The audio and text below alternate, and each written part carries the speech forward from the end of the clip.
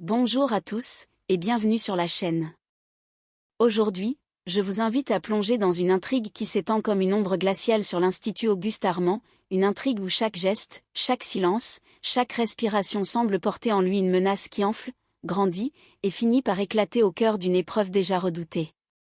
Car dans les prochains épisodes d'Ici tout commence, ce n'est plus une simple tension entre élèves qui s'exprime, mais une véritable descente émotionnelle, subtile et impitoyable, orchestrée par Bianca, dont la présence, d'abord diffuse et presque imperceptible, devient jour après jour plus lourde, plus envahissante, plus dangereusement ancrée dans l'esprit fragile de Ninon jusqu'à se transformer en une emprise invisible qui tord la réalité, empoisonne les pensées, et pousse la jeune femme vers des réactions qu'elle n'aurait jamais imaginé avoir. Sous cette influence lente, insidieuse, Ninon perd pied. Elle vacille, se laisse happer par une colère qui ne lui appartient pas entièrement, se laisse modeler par les phrases tranchantes de Bianca, par ses murmures qui s'insinuent comme une vapeur froide dans son esprit déjà tourmenté, au point qu'elle ne parvient plus à distinguer ce qui relève de son propre jugement de ce qui a été habilement déposé en elle par celle qui prétend être son amie.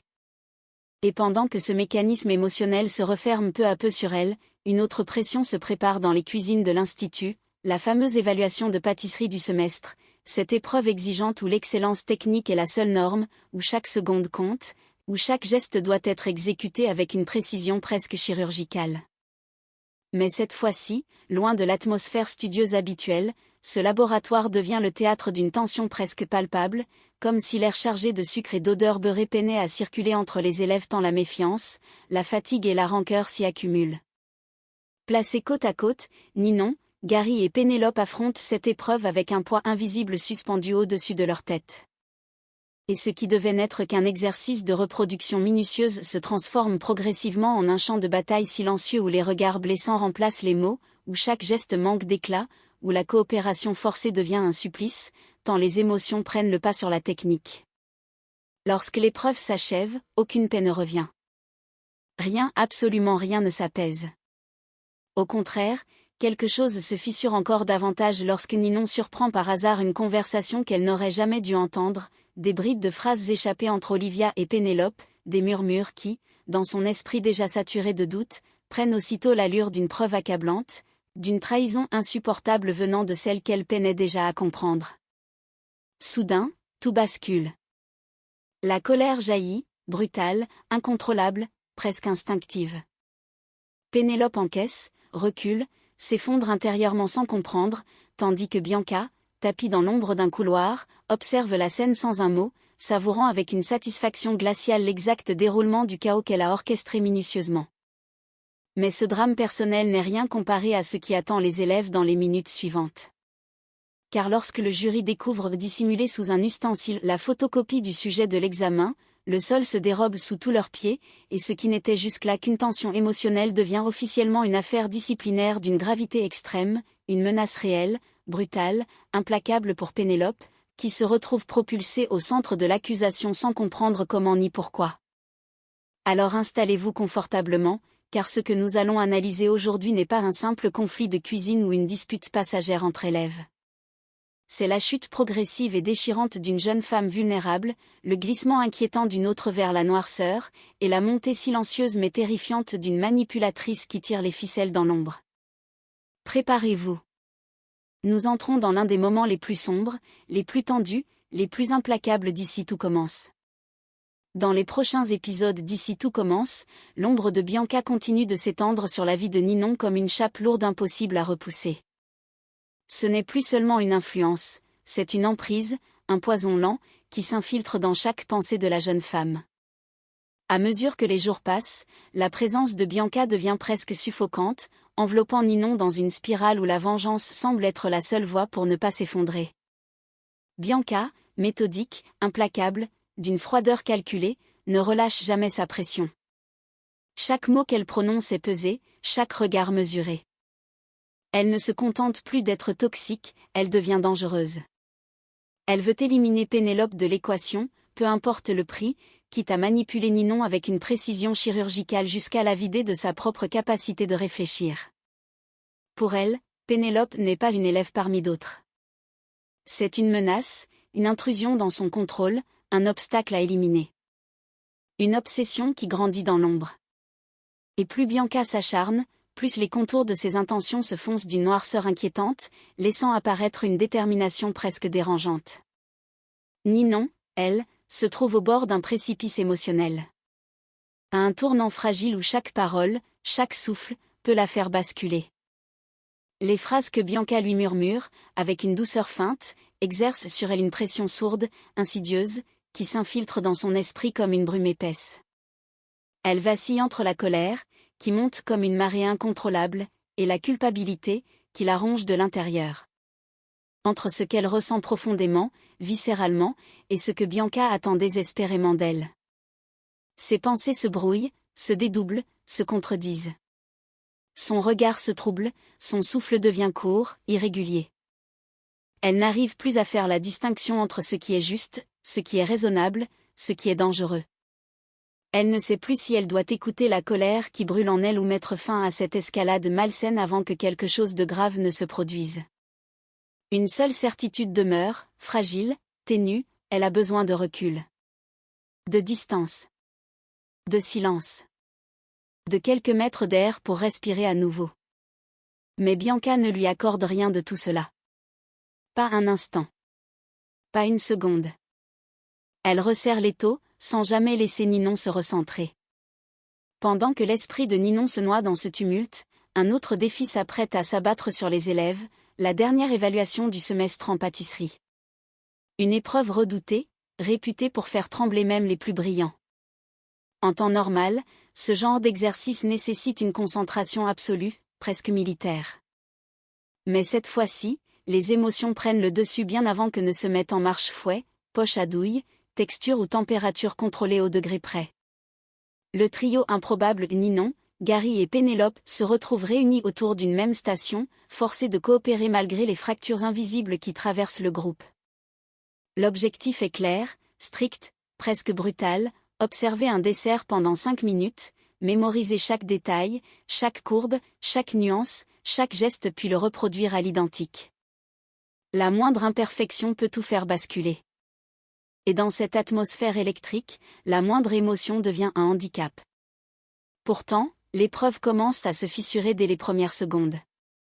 Ninon, submergée, laisse filtrer des regards chargés de reproches, des sous-entendus venimeux, des silences plus lourds que des cris.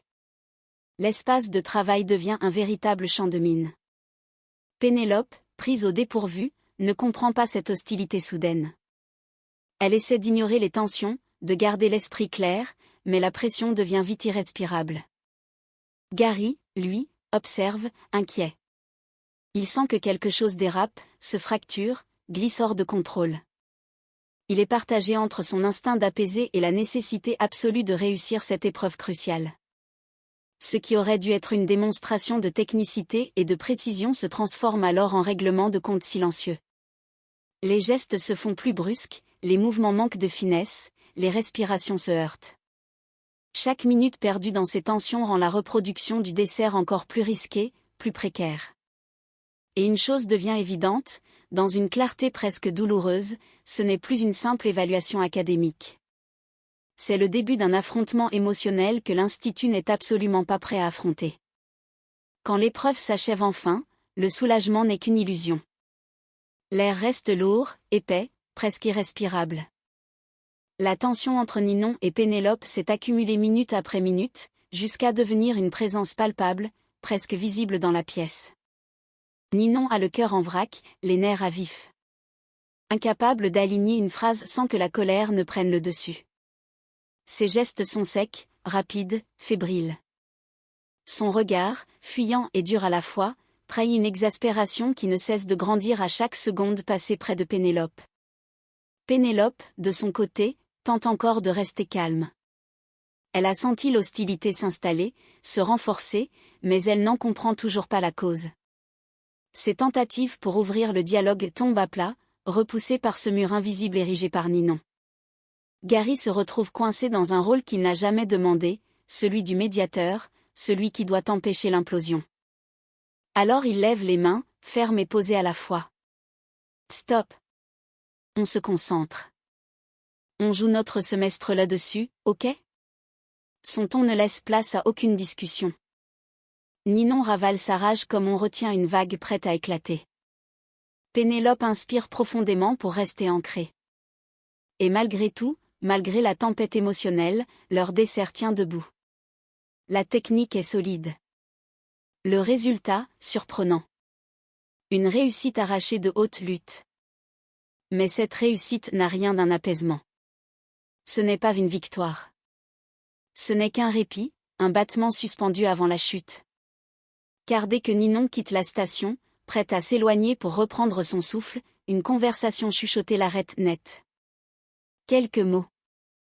Quelques murmures. Et son monde s'apprête à basculer. À quelques mètres de là, dissimulé derrière une étagère métallique chargée d'ustensiles, Ninon retient presque son souffle. Il suffit d'un déplacement infime pour qu'elle puisse mieux entendre, et pourtant elle reste figée, glacée, comme si son corps avait anticipé la catastrophe qui s'apprête à se produire.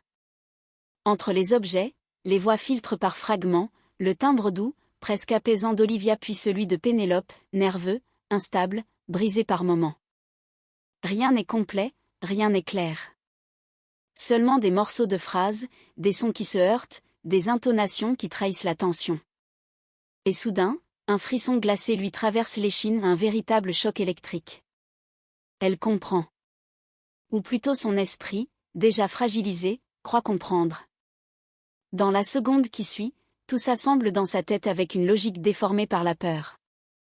Pour Ninon, il ne peut s'agir que d'une chose, Pénélope a parlé. Elle a trahi. Elle a confié leur secret à Olivia, la seule personne qui, précisément, ne devait jamais savoir. Cette femme qui n'est autre que sa mère biologique, un lien fragile, invisible, encore à vif, que presque personne à l'Institut ne connaît. Le sol semble se dérober sous ses pieds, comme si la réalité se détachait brusquement de son corps. Un nœud terrible se forme dans sa gorge. La colère qu'elle luttait tant à retenir devient soudain une déferlante incontrôlable. Elle ressent en même temps la peur, la rancœur, l'humiliation d'être exposée. Les images affluent, s'entrechoquent dans sa tête, le regard fuyant de Pénélope pendant l'épreuve, ses hésitations, son trouble inexplicable. Et maintenant cette conversation chuchotée, ce ton nerveux, cette proximité avec Olivia. Pour Ninon, tout s'éclaire mais dans une lumière biaisée, cruelle. Elle se sent trahie. Dénudée. Écrasée par celle en qui elle tentait désespérément de croire. Elle réalise qu'elle n'était pas prête à affronter cette vérité, que son secret, leur secret, était encore trop fragile pour être exposé. Sa respiration accélère, devient presque erratique. Ses mains tremblent, incapables de trouver un point d'ancrage. Et cette rage, qu'elle pensait avoir rangée, se libère d'un coup, violente, brûlante, comme un raz-de-marée qu'aucune digue ne pourrait retenir. Ce qu'elle s'apprête à faire même elle n'en mesure pas encore les conséquences. Mais une chose est certaine, la brèche qu'elle va ouvrir pourrait être irréversible. La scène éclate alors comme une tempête qu'on aurait trop longtemps contenue. Ninon surgit du couloir avec une rapidité presque sauvage. Elle ne marche plus, elle avance d'un pas qui claque, animée par une colère brute. Son visage, crispé, fermé, trahit la tempête intérieure. Ses yeux ne lancent pas seulement des éclairs, ils brûlent. Pénélope, stupéfaite, comprend instantanément qu'un point de rupture vient d'être franchi. Tu l'as dit à Olivia, n'est-ce pas? Tu as parlé. Sa voix se répercute contre les murs, tranchante, impossible à ignorer. Pénélope, prise au dépourvu, recule légèrement. Elle cherche les mots, une explication, un souffle de raison. Mais chaque phrase qu'elle tente ressemble à une bombe à retardement. Je n'ai rien dit. Rien du tout, tu te trompes complètement, je te jure, murmure-t-elle d'une voix fragilisée, presque cassée. Mais Ninon n'entend plus rien. Les mots de Pénélope se heurtent à un océan d'émotions trop denses, trop lourdes. Pour elle, tout sonne faux. Tout semble mensonge. La peur et la colère tordent la réalité, transformant chaque justification en preuve supplémentaire de trahison. Elle ne reconnaît plus la jeune femme qu'elle a en face d'elle. Ses yeux, normalement sensibles, vibrants, sont maintenant saturés d'amertume. Arrête. Arrête de me prendre pour une idiote. Je ne veux plus rien entendre. Plus rien. De toi. Ces mots tombent comme des lames, froides et brutales. Pénélope encaisse. Sans se défendre. Sans riposter. Dans son regard, la douleur est immense, presque visible, comme une fissure qui s'élargit à chaque seconde. Elle ne comprend pas comment la situation a pu déraper aussi vite, ni comment la confiance qu'elle tentait de reconstruire a pu voler en éclats en un battement de cœur. Ninon, elle, chancelle au bord du gouffre. Elle ne veut plus la voir. Ne veut plus l'écouter. Sa voix se brise lorsqu'elle prononce la sentence. Pars. Tu m'entends? Pars. Je ne veux plus que tu sois là. Ce souffle tremblant, chargé de douleur, résonne comme un couperet qui tombe. Dans le couloir, le silence s'abat d'un coup sec, presque violent. Et c'est alors qu'on remarque une silhouette dans l'ombre. Bianca. Immobile. Invisible jusqu'ici. Elle a assisté à toute la scène, de bout en bout, sans bouger d'un millimètre. Aucun mot, aucune intervention. Mais dans ses yeux brille un éclat glaçant, un sourire à peine perceptible. Pas de joie. Pas d'excitation. Mais la satisfaction froide et méthodique de quelqu'un qui voit son plan se dérouler exactement comme prévu. Le fruit de ses manipulations vient d'éclore. Et elle savoure ce chaos, cette fracture, cette implosion silencieuse. Comme la victoire qu'elle attendait depuis longtemps. Bianca reste immobile, presque statufiée, dans l'ombre du couloir. Elle ne fait pas un geste, pas un bruit. Elle se contente d'observer avec cette précision froide, calculée et Ninon qui s'éloigne en tanguant presque, dévastée, ébranlée par sa propre colère.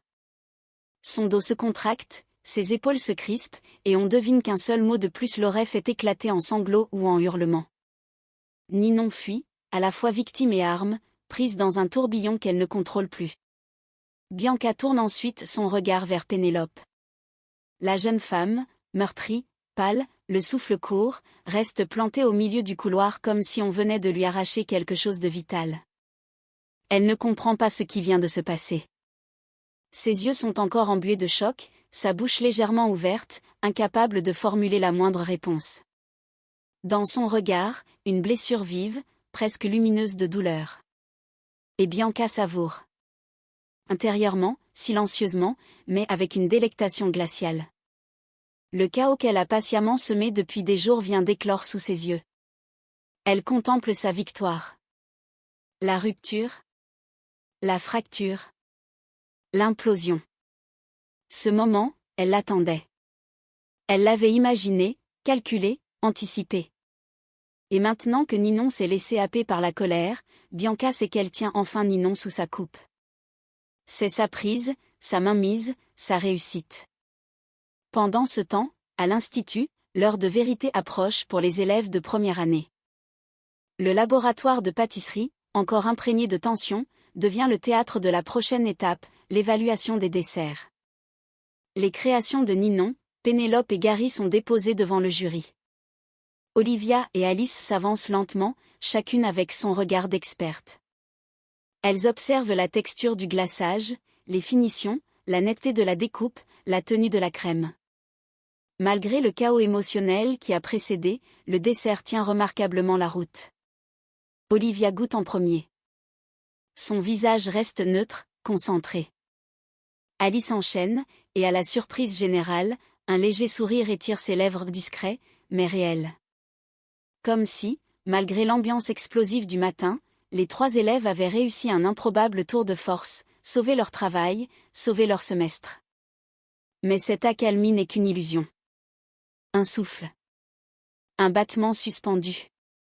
Car quelques secondes plus tard, alors qu'elle fait minutieusement le tour du poste de travail, Alice fronce soudain les sourcils. Quelque chose attire son attention. Une feuille. 3/4 dissimulée sous un plat à tarte. Elle tend la main, la saisit, la soulève. Et son visage se ferme immédiatement. Une photocopie du sujet de l'examen. Exactement le même document que les élèves n'étaient censés découvrir qu'au début de l'épreuve. La consigne détaillée. La liste des préparations. Le déroulé exact. Le laboratoire se fige. Olivia relève brusquement la tête, les yeux écarquillés. Alice tient la feuille comme si c'était une arme chargée, un élément compromettant, la preuve d'un acte impardonnable. Tout devient limpide. Les élèves ont triché. Et pas d'un petit écart. Ils avaient le sujet en avance. Le silence devient écrasant. Les desserts, qui semblaient une réussite quelques minutes plus tôt, se transforment en pièces à conviction, en preuves accablantes d'un acte grave. Ce n'est plus une simple erreur. Ni un malentendu. C'est une faute majeure, un acte qui peut coûter un semestre, une réputation, une place à l'institut. Dans le regard d'Alice, la sanction commence déjà à prendre forme. Elle ne plaisante jamais avec l'intégrité. Jamais. La triche est la ligne rouge absolue de l'Institut Auguste-Armand. Et celui qui la franchit en paie le prix fort. Et là, dans ce moment précis, c'est Pénélope qui se retrouve en première ligne. Déjà fragilisée. Déjà secouée. Déjà brisée émotionnellement. Une question s'élève alors dans l'air du laboratoire, suspendue comme une épée prête à tomber. Pénélope va-t-elle être renvoyée? Cette révélation pourrait bien précipiter sa chute. Et dans son état actuel, elle frappe avec une violence décuplée. À l'arrière de la salle, d'autres élèves observent la scène sans oser respirer. Les murmures se propagent à toute vitesse. Les regards se croisent, incrédules, choqués. La rumeur enfle, se déploie comme une traînée de poudre, une triche a été découverte. Et la sanction pourrait être exemplaire. Au cœur de cette tempête naissante, la vie de Pénélope à l'Institut menace de s'effondrer définitivement. Elle s'écarte du groupe, étouffée, perdue, tentant de retrouver un souffle, un appui, quelque chose pour rester debout. Billy la rejoint. Elle voit l'état de Pénélope, les traits tirés, les yeux brillants, la voix tremblante. Pénélope se confie, la gorge serrée. Elle parle de Ninon, de l'explosion, de l'incompréhension, de la douleur qui la dévore à l'idée de perdre une amie qu'elle tentait encore de protéger malgré tout. Et pendant qu'elle murmure ces morceaux de vérité, on sent sa détresse monter, profonde, presque palpable. Billy l'écoute, attentive, inquiète, essayant d'être le pilier que Pénélope n'a plus la force d'être pour elle-même. Mais Pénélope ignore encore que le pire est sur le point de tomber. Que la tempête qui s'approche va peut-être lui coûter bien plus qu'une amitié. La voix de Pénélope tremble de plus en plus. On dirait une corde prête à rompre, un fil tendu à l'extrême qui menace de céder au moindre souffle. Elle parle en saccade, comme si ses mots glissaient hors d'elle malgré elle, et chaque phrase semble lui coûter une énergie folle. Billy, fidèle à son rôle de soutien, s'avance d'un pas, pose une main douce sur son bras, essaie de ramener un minimum de stabilité dans ce moment qui bascule. Mais Pénélope n'a plus la force de se raccrocher à quoi que ce soit, pas même aux mots rassurants de son ami. C'est alors que la silhouette d'Alice apparaît au bout du couloir. Elle n'arrive pas, elle s'abat. Son pas est droit, froid, précis. Elle ne marche pas comme une professeure, elle avance comme une sanction incarnée. Elle s'arrête devant elle sans un salut, sans un souffle inutile. La conversation entre Billy et Pénélope est coupée net, tranchée en plein vol. Pénélope. On doit parler. Sa voix fend l'air comme une lame. Son ton, sec et sans appel, annonce à lui seul la catastrophe. Puis, comme si elle livrait une preuve irréfutable, elle lève la feuille qu'elle tient entre ses doigts, la photocopie du sujet de l'examen. Elle ne dit rien d'abord. Elle laisse le papier parler pour elle. Un papier qui vaut toutes les accusations du monde. Et alors, la sentence tombe. Claire. Sans nuance. La photocopieuse du bureau a livré son secret. La carte utilisée pour imprimer le sujet de l'épreuve appartient à Pénélope. Le choc est immédiat. La couleur quitte le visage de Pénélope d'un seul coup. Elle reste bouche ouverte, incapable de respirer pendant quelques secondes. Mais je n'ai rien fait. Je vous le jure, je n'ai jamais vu ce document avant l'épreuve. Sa voix se brise sur la fin, éraillée par la panique et l'injustice. Elle a l'impression que l'air autour d'elle se fait plus dense, plus lourd, comme si le couloir tentait de la comprimer. Elle cherche à expliquer, à se défendre, mais Alice ne scie pas. Son expression reste impassible, presque murée. Pour elle, la preuve se suffit à elle-même, le document, la carte, l'heure d'impression. Tout pointe vers Pénélope. Et à l'Institut Auguste Armand, la triche n'est pas une faute. C'est une trahison absolue. L'une des rares règles qui ne souffre aucune exception. Pendant ce temps, à quelques mètres seulement, une présence silencieuse observe la scène. Ninon. Adossée contre un pilier, les bras croisés, le regard dur, fermé, presque glacé. Elle ne dit rien. Elle ne bouge pas. Mais tout dans son attitude crie la même chose. Elle ne ressent aucune surprise. Pour elle, ce qui arrive à Pénélope tient presque du rééquilibrage, de la justice personnelle. Comme si, enfin, quelqu'un d'autre voyait ce qu'elle croit avoir vu. Une satisfaction trouble danse dans ses yeux, une satisfaction nourrie par la colère, par la rancœur, par le sentiment d'avoir été trahi. Et derrière Ninon, à peine visible, se tient Bianca. Toujours dans l'ombre. Toujours silencieuse. Elle observe, elle analyse, elle savoure. Dans ses yeux, un éclat glacé, une satisfaction froide. Le plan a fonctionné. Sa manipulation a porté ses fruits. Pénélope, elle, sent littéralement le sol se dérober sous ses pieds. Elle comprend d'un seul coup d'œil. C'est bien plus grave qu'elle ne l'imaginait. Bien plus dangereux. Bien plus impossible à expliquer. Car le document a été imprimé avec sa carte. Aucun argument ne peut contrer une preuve matérielle.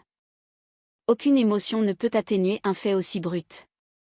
Et même si son instinct lui murmure que Ninon n'est peut-être pas innocente, elle refuse de la dénoncer. Elle refuse de la livrer. Elle refuse de trahir quelqu'un qu'elle a toujours essayé de protéger, malgré tout. Ce refus, ce geste de loyauté pourrait bien lui coûter sa place. Alice, de son côté, ne perd pas de temps. Sa décision est prise. Un conseil de discipline sera convoqué. Tu devras t'expliquer devant la direction. Sa voix tombe comme un verdict. Lourd. Glacial. Inévitable. L'ombre d'une exclusion plane désormais au-dessus de Pénélope, menaçante, prête à s'abattre sur elle comme un couperet. La question, suspendue dans l'air, devient alors impossible à éviter. Pénélope va-t-elle être renvoyée de l'Institut? Ou trouvera-t-elle, dans un souffle de courage inattendu, la force de se battre? Et de déjouer le piège cruel qui se referme sur elle? Voilà. Nous venons de traverser ensemble un chapitre d'ici tout commence où chaque regard cache une blessure, chaque silence porte une vérité, et chaque geste semble précipiter les personnages vers un point de non-retour. Ce que nous venons de voir n'est pas seulement un conflit entre élèves.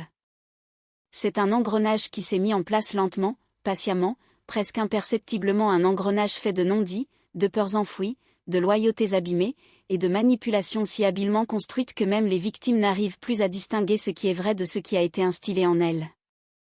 Ninon s'est perdue pas par méchanceté, mais par fragilité. Elle a été happée par une colère qui ne lui appartenait pas entièrement, une colère soufflée par Bianca, orchestrée avec une précision glaçante. Et dans cette chute, elle a blessé la seule personne qui, ironiquement, cherchait encore à la protéger. Pénélope, elle, se retrouve au bord du gouffre. Son monde s'effrite. Son innocence ne suffit plus.